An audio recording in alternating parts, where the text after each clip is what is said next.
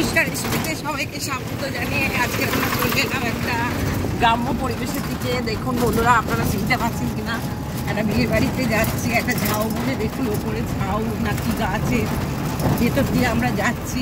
আমাদের সঙ্গে টোটো দাদা ভাই আছে, আমি, আমার ভাইজি এবং ভাট্টু তিনজনে রয়েছি।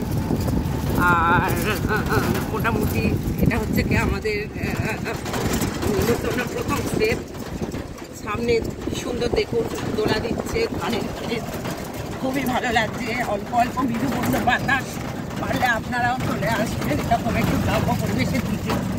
সুন্দর সুন্দর মানে অপূর্ব পরিবেশ, ভালোই লাগছে। যাই হোক, দেখুন এদিকে শিমুল গাছে পুরো ঝাউবন, এছাড়া সামনে ডোবা রয়েছে।